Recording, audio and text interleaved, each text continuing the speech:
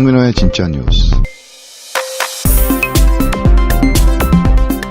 네, 경월보 팟캐스트 황민호의 진짜 뉴스 115회를 시작하겠습니다. 오늘도 어김없이 낭낭한 목소리의 이영주 기자를 모셨습니다. 안녕하세요. 안녕하십니까. 와이뉴스 이영주 기자입니다. 네, 어떻게 제주도에서 잘 귀환을 하셨는지 목소리를 들으니까 무사히 귀환하신 것 같네요. 무사히 귀환은 했는데요. 귀환하고 나서 이게 후유증이 장난 아니더라고요. 어떤 후유증이 있었죠? 그러니까 제주도를 보통 2박 3일, 3박 4일로 가지 않습니까? 네. 그 이유를 알 것 같아요.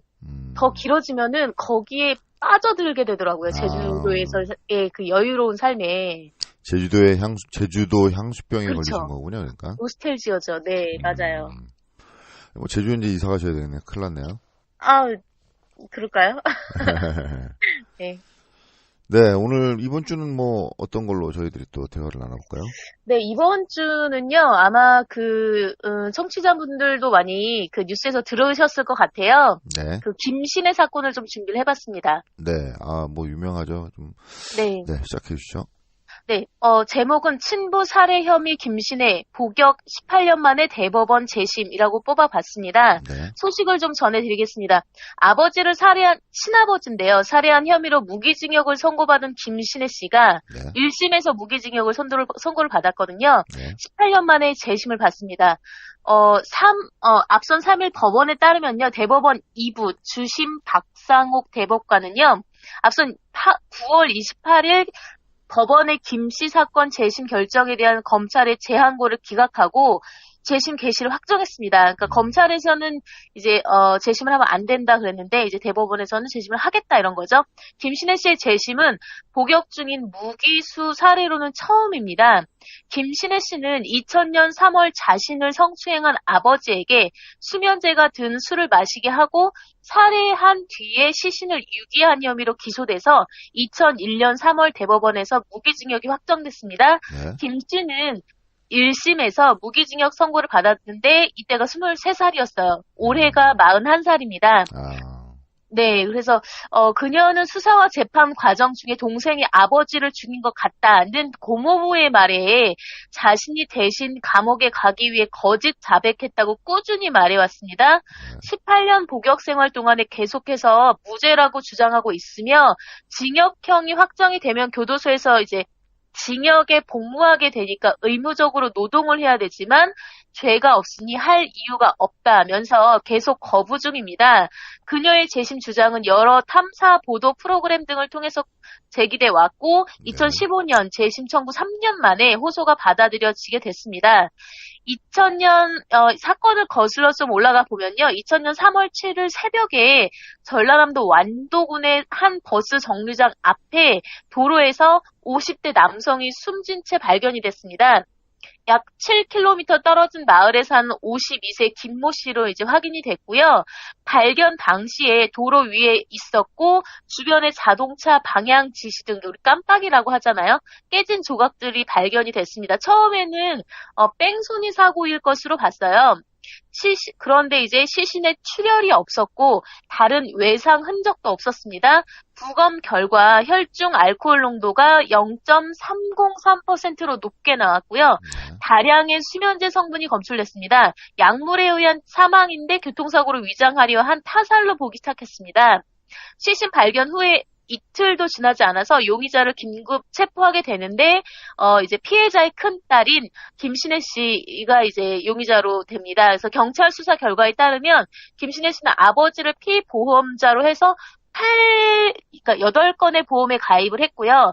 김 씨는 이후에 자신의 승용차 조수석에 아버지를 태운 뒤에 완도 일대를 돌다가 아버지가 숨지자 이튿날 오전 4시쯤 집에서 6km가량 떨어진 버스 정류장 앞에 시신을 버렸다고 경찰은 설명했었습니다. 그래서 이 사건을 이제 대법원이 재심을 확정하면서 김 씨의 재심 공판은 1심 재판을 맡았던 광주지법 해남지원에서 열릴 예정입니다. 네. 왜 죽이는 거죠? 이유가 나왔나요? 여기에서 이제 이제 경찰 발표는 앞선 바와 같고요. 지금 이 김신혜 씨에게 동생이 2명 있다고 합니다. 그런데 이제 알려진 바에 따르면 이제 고모부가 동생이 아버지를 살해한 것 같다. 근데 이제 이게 밝혀지면 동생이 징역을 살아야 되니까 네가 대신 좀 가야 되지 않겠냐. 그래서 이제 그렇게 그 짜여진 각본대로 이야기를 했다는 겁니다. 자기가 대신 동생 대신에 이제 감옥에 가려고. 근데 그 동생이 이복 동생이래요. 네. 예, 그러니까 아버지가 그러니까 엄마가 다른 거죠. 그런데 어렸을 때부터 서울에서 그 동생들을 엄마처럼 키워왔다고 합니다. 김신혜 씨가. 네. 그러니까는 이복 동생이라고 해서 뭐 이렇게 좀 각별하지 않다거나 이런 건 아니라고 해요. 그런데 또 여기에서 김신혜 씨가 보험 설계사로도 일을 했었고요. 또 뭐 희곡도 썼다고 합니다. 그러니까 경찰이 사건을 수사할 당시에 2000년이겠죠. 네. 그 김신혜 씨 방에서 뭐 어떤 사건을 기록한 그런 수첩 같은 게 발견이 됐다는 거예요. 근데 이제 여기서 이제 뭐 내가 아버지를 살해할 거다 뭐 이렇게 적혀져 있기도 하는데 이거를 이렇게 쭉 읽다 보면은 너무나 이렇게 딱딱 들어맞게 돼 있다는 겁니다. 이게 짜있는 이렇게 극본처럼 이렇게 경찰이 압수수색을 했을 때 수첩이 발견이 되고 또 그 김신혜 씨가 또 이제 희곡을 쓰기도 했었고 이런 뭐 희곡 몇 개 쓴 것 중에서 이렇게 사례를 다룬 그런 희곡도 비슷한, 그러니까 내용이 비슷한 그런 그 희곡도 발견이 됐었고 그래서 경찰이 뭐 처음에는 이 김신혜 씨가 쓴 거랑 100% 들어맞는다 이랬다가 나중에는 약간 유사하게 사건이 전개가 됐다 이렇게 말을 바꾸기도 했었고요. 또 뭐 압수수색이나 체포 과정에서 그 영장이 있어야 되는데 영장 없이 이렇게 압수수색을 하고 또 2인 1조로 이렇게 가서 그 김신혜 씨의 그런 어떤 사건을 이렇게 다 진행을 해야 되는데 한 명이 가고 뭐 이런 식으로 약간의 이렇게 뭐라 그럴까요? 조금씩 어긋나는 그런 면들이 좀 보였기도 했다고 합니다. 그 다음에 지금 보험을 8개를 들었잖아요. 네. 근데 지금 김신혜 씨가 보험 설계사로 일을 했었다고 했었잖아요. 그러니까는, 이게 3개는 해지가 된 상태였대요, 보험이. 저기 8개 중에서. 그러니까 그 나머지 5개인데, 그 5개도 그 보험을 들고 나서 2년 안에 그 사망을 하게 되면, 아버지가 2년 후에 그 안에 사망을 하면, 그 보험금을 받을 수가 없는 상황이었는데 5개가 다 2년 안이었다고 하더라고요. 든 게 이제 2년 안에 2년도 안 지났다 이거 아니에요, 그렇죠? 그렇죠. 네, 그러면서 이게 지금 김신혜 씨가 18년을 징역을 지금 살고 있잖아요. 네. 근데 이 분이 현장 검증할 당시부터 자신은 살해자가 아니며 아버지가 자신을 성추행하지도 않았다고 이렇게 주장을 하고 있다고 합니다. 그러니까 범행 그쵸. 동기는 성추행인가요? 성추행인도 아니라고 이제 그 현장 검증 당시부터 주장해온 걸로 알려져 있습니다. 그러니까는 네 그렇게 성추행을 했다고 해야지만 자기가 이제 형을 조금 덜 살 거라고 들었기 때문에 그렇게 성추행도 주장을 한 거라고 하면서 아버지의 그 명예를 회복시켜 달라 뭐 이렇게 말을 했다고 하고요. 또 뭐 알려진 바에 따르면 그 경찰이 이제 김신혜 씨가 살던 집으로 동생하고 같이 살던 집으로 압수수색을 갔는데 거기에서 이제 물건을 싹 가지고 왔는데 거기에 김신혜 씨의 누드 사진이 하나 있었다는 겁니다. 그러면서 경찰이 그걸 가지고 이거를 뭐 다른 데다 퍼뜨릴 수도 있어 이러면서 뭐 압력을 했다. 그러니까 이거는 뭐 좀 이렇게 이제 압박 수사를 받았다. 뭐 이런 이야기, 강압 수사를 받았다. 뭐 이런 이야기도 있습니다. 또 뭐 경찰이 머리를 치고 뺨을 때리면서 서류에 지장을 찍어라 강요했고 날인을 거부하자 경찰이 이제 손가락에 인주를 묻혀서 억지로 지장을 찍었다 이렇게 주장도 있어요 김신혜 씨가. 그리고 지금 그 수면제 있지 않습니까? 네. 그 대표님 혹시 수면제 드셔보셨습니까? 아니요, 안 먹어봤는데요. 저는 먹어본 적이 있는데 수면제를 네. 이제 30알을 먹었다고 이제 먹였다 뭐 이렇게 했는데 경찰이. 예.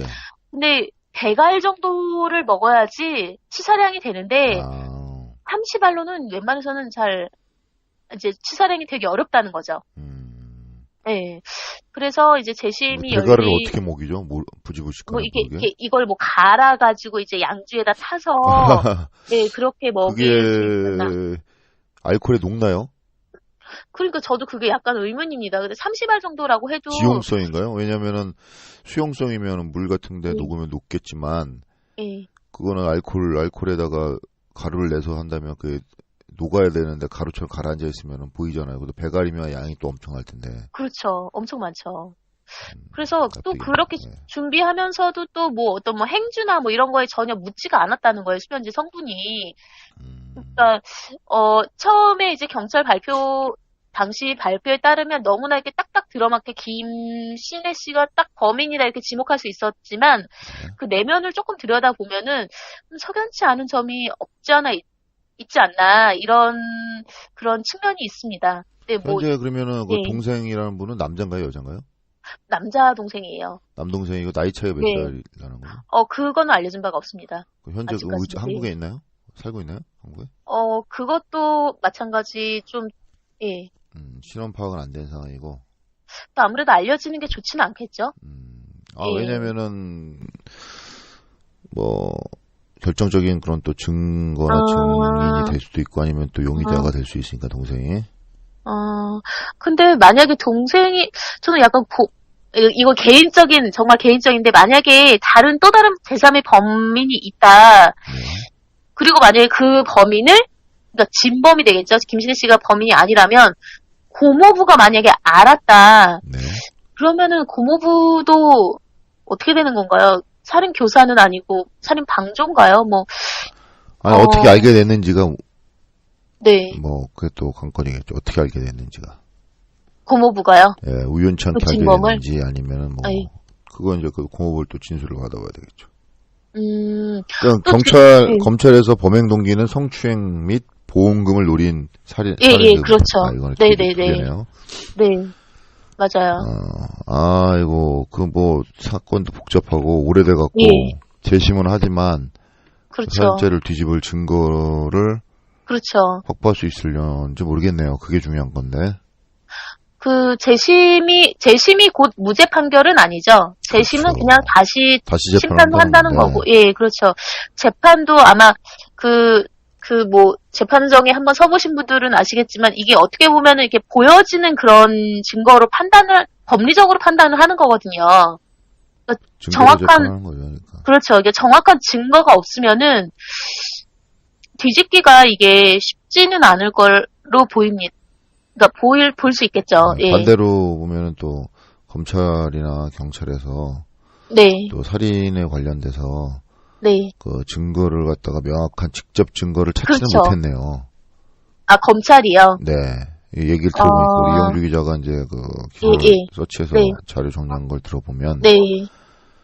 뭐 일단은 그 아버지를 죽였다는 직접적인 증거가 있어야 되지 않습니까? 예를 들면 그렇죠. 예. 뭐 혈흔이라든가 혈흔. 예, CCTV라든가 예. 뭐 아니면 뭐 목격자라든가 네. 뭐 그 있어야 되는데 뭐 물적 증거는 아예 없고 그냥 뭐 정황 증거만 있는 거예요. 시나리오를 그렇게 썼기 때문에 네가 죽이지 않았냐. 범행을 계획한 거야 아니냐 시나리오. 그래서 너가 범인 아니냐. 네. 범인 아닌 걸 너 증거를 대봐라. 이렇게 하면은 증거를 낼 수가 없잖아요. 증거가 아예 없는 거니까. 그렇죠. 네, 그렇게 될 수도 있고.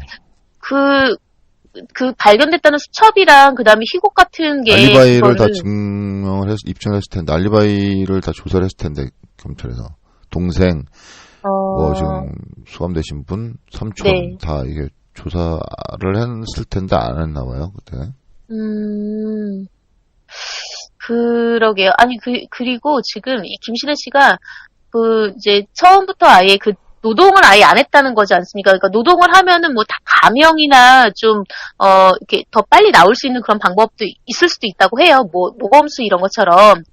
그런데 전혀 뭐 징역을 전혀 하지 않고 있다. 그러니까 노동을 전혀 하지 않고 있다. 뭐 이런 것도 있고요. 하여튼 여러 그 방송국에서 이거는 약간 문제가 있다. 범인이 아니지 않냐 이런 식으로 이제 보도 탐사 취재 그런 프로그램을 많이 내보냈죠. 사실 그래서 그렇죠. 네, 맞아요. 전 국민적으로 네. 이제 좀 약간 이슈가 된 요번 사건인데. 네. 근데 범행 동기가 석연치가 않아요, 그렇죠? 아버지를 친아버지를 죽일 정도면 네. 친아버지가 악질적이고 굉장히 괴롭히고 막. 아버지가 장애인이었다고 알고 있죠? 예, 그러니까요. 네. 검찰이 지적한 대로 보험금을 노리고, 그 다음에 뭐 성추행했다, 뭐 이런 거를 하려면 굉장히 그런 물리력을 행사할 수 있는 그런 반항할 거 아닙니까? 그렇죠. 그런데 네. 아버지 장애인이었고, 그 다음에 배가를 먹여야 되는데 배가를 갖다가 술에 타서 먹였다? 아버지가 뭐 바보가 아닌 이상. 그렇죠? 아, 배가를 먹기가 정말 힘들죠. 아니, 그게. 배가를 빻아서 네. 물에다가 내가 하는 게 소주에다가 그걸 한번 재판정에서 변호사라면 입증을 한번 해보겠어요. 수면제를 무슨 수면제라고 그때 검찰이 기록했을 거 아니에요. 네네. 그걸 가져와서 그럼 수면제 퍼서? 빻겠습니다. 막 빻아서 배가를 막 빻아요. 빻으면 가루 나올 거 아니에요. 네. 가루를 넣어서 소주병에다 탔어요. 맥주병에 타든. 양주라고 그러더라고요. 양주에 넣든. 네. 양주면 더 안 되죠. 지금 말이 안 되지, 양주면. 양주는 조금, 양을 많이 먹지 않고 조금씩 먹어요. 그렇구나. 네, 그럼 더 보이잖아요, 눈에 가라앉는. 그래서 이게 녹아서, 아주 잘 녹아서 있으면. 네. 타당성이 있는데, 분명히 안 녹을 거예요. 웬만하면 술에 잘 안 녹더라고, 모든 그런. 그러니까요. 예. 그래서 이제 그걸 보면은. 저는 좀 궁금한 게 진범이 누군지가 되게 궁금하거든요. 그리고 만약에 진범이 따로 있다면, 그러니까 만약에 김신혜 씨가 아니고 진범이 따로 있다면, 김신혜 씨는 국가가 보상을 해줘야 되는 거죠. 국가, 그쵸. 18년 국가배상. 동안에 정말 이게 23살에서 41살이면 저랑 동갑이신데, 이게, 그러네. 아우, 정말 국가배상으로 하면은, 네. 한 국가배상 재판 또 다시 벌이겠죠. 만약에 무죄 나오면. 석방되면. 근데 이거 100% 이제 무죄가 되면, 네. 그 관련 수사했던 분과 기소했던 담당 그때 당시 검사 뭐 이런 사람들, 그 다음에 그거에 대한 문제가 또 될 것이고, 또 국가배상 소송에서 또 그동안 피해 입었던 거, 네. 손해배상을 이제 청구해서 받아낼 수 있겠죠, 100%. 참, 그 진실이 밝혀지기를, 그렇게 되기를 희망합니다. 네. 그러게요. 억울한 사람이 없어야 되는데. 네, 세상에 그렇죠. 억울한 사람이 많더라고요, 다니다 보면. 예전에 이런 말 있지 않습니까? 격언 중에. 10명의 도둑을 잡기보다는 그렇죠. 한 명의 억울한 사람을 만들지 말라, 이렇게 했었는데. 그게 법의 순기능이라고 하죠. 예, 그게 이제 영미법계에서는 그거를 굉장히 가치로 생각해서 재판하거나 이렇게 추진을 하는데, 그러니까 인권을 먼저 생각하라 이거죠. 근데 대륙법계 국가에서는 10명의 도둑을 잡는 게 우선이다, 이렇게 해서 좀 약간 좀 그런 사고방식으로 법이 진행된 경우가 있죠. 또 여기서 이제 김신혜 씨가 이제 실명이 딱 거론이 되는 게, 왜 실명을 거론을 했을까요? 언론이나 이런 데에서. 자기는 이제 그 실명에 대해서 동의를 하거나, 김신혜 씨가. 네. 아니면은 실명에 대해서 무죄라는 걸 자기는 확신하기 때문에 실명 공개해달라는가, 아니면 이슈를 만들기 위해서, 아니면 또 관심을 주목을 끌기 위해서 이렇게 할 수도 있죠. 그럴 수 있겠네요. 알겠습니다. 네, 재판에서, 정말 진실이 졌으면 하네요. 네. 네. 이거 영화의 또 중요한 소재가 또 될 수 있죠, 이런 게. 만약 이제, 재심에서 이제 무죄가 나온다면. 네. 그렇죠? 그러면 또, 영화도 될 것 같아요. 그럴 수도 있겠네요. 네. 하여튼 억울한 사람이 없도록, 또 공정한 재판이 이루어질 수 있도록. 네. 진실은 또 아직 안 밝혀졌으니까요. 네. 진실이 또 이렇게 은폐되지 않도록. 이렇게 국가의 시스템이 좀 작동됐으면 좋겠습니다. 네. 동감입니다. 예. 네. 오늘 여기까지 하시죠. 알겠습니다. 오늘 제주도에 갔다 올라오셔갖고, 향수병을 이겨가면서 이렇게 오늘 녹화를. 네. 이제 조금씩 나아지고 있습니다. 네. 또 조만간 내년에 내려가시면 되겠네요. 내년에요? 예. 네. 이제 중간중간 이제 제가 이게 최적의 루트를 알았어요. 가장 저렴하게 빨리 갔다 올 수 있는 방법을 알기 때문에, 네, 중간중간 좀 다니려고요. 제주도 가장 좋은 점, 제주도에서 며칠 지냈는데 가장 제주도가 좋았다, 이 점 하나만 말씀해 주시고. 진짜 말씀드릴게요. 정말 탑 시크릿을 알려드릴까요? 네. 제일 좋았던 점이 뭐냐면, 개인적으로 정말 맛있는 제 인생의 베스트 3 안에 들어가는 바게트를 찾았다는 거예요. 빵을. 네. 그거 바게트를 사러 가고 싶을 정도예요. 지금이라도. 그렇게 맛있나요? 네, 정말 맛있어요. 정말. 얼마죠, 바게트가? 3,000원인가 3,500원, 3,500원이었나? 근데 되게 커요, 이렇게. 네. 근데, 밭은, 바깥은 되게 바삭하고, 안은 촉촉하고, 정말 끝장납니다. 정말 대표님 한번 드셔보시길 추천드려요. 배고파서 그랬던 거 아닐까요? 아니에요. 정말 맛있어요. 그래서 사갖고 올라왔다니까요. 그 이름이 뭐죠, 그럼 바게트 이름이? 바게트 빵집 이름이, 바게트는 바게트인데, 성신당이에요. 성신당. 네. 시내에 있는 건가요, 빵집이? 시내는 아니고, 그러니까 제주도 이렇게 있으면 4분의 1로 봤을 때, 밑에에 오른쪽에 있어요. 성산 일출봉 그쪽에 있습니다. 네. 빵집 3,000원 저렴한데. 네, 정말. 비행기 완전. 값 때문에 결국 비행기 값 플러스 저렴한 게 아니네요. 그래도 아마 갔다 올지도 모르겠어요. 당일치기로 가가지고. 사람이 많나요, 거기에?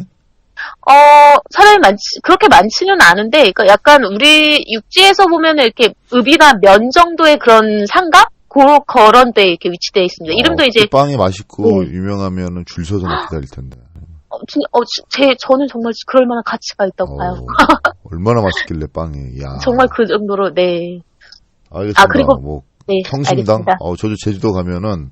네. 성심당 가서 확인해보고 싶네요. 진짜 맛있나요? 네. 제가 약도 그려드릴게요. 네. 이게 이제 맛없으면은 또 이제 거기서 이제. 그건 이제 입맛이 다른 거죠. 개인 취향이 다른 거니까. 욕하는 사람도 많겠는데요. 맛있다고 왔는데 비행기 값까지 들여서 왔는데 맛없잖아. 이렇게. 입맛은 다 틀리니까 사람마다. 알겠습니다. 네, 알겠습니다. 이렇게 한 주 동안 또 10월에 또 첫째 주고. 예. 올해도 이제 2개월도 안 남은 것 같아요. 그러네요. 시간은 잘 가네요. 그러네요. 정말 가을이네요. 100회를 했다고 해서 그게, 우리가 축하하고 그랬었는데 벌써 115회고. 200회를 향해서 달려가고 있습니다. 네. 참, 시간은, 누가 시간은 기다려주지 않는다, 이랬는데, 시간은 참 진짜 엄청 빠른 것 같아요, 생각보다. 맞아요. 이 아까운 시간을 저희들은 열심히 알차게 아주 유익하게 보내겠습니다. 그리고 우리 애청자 여러분도 좋은 시간 보내시고 또 10월을 마음껏 즐겨보십시오. 네. 네. 지금까지 이영주 기자였습니다. 저는 황민아였습니다. 감사합니다. 여러분 아름다운 가을 되세요. 네, 고맙습니다. 네.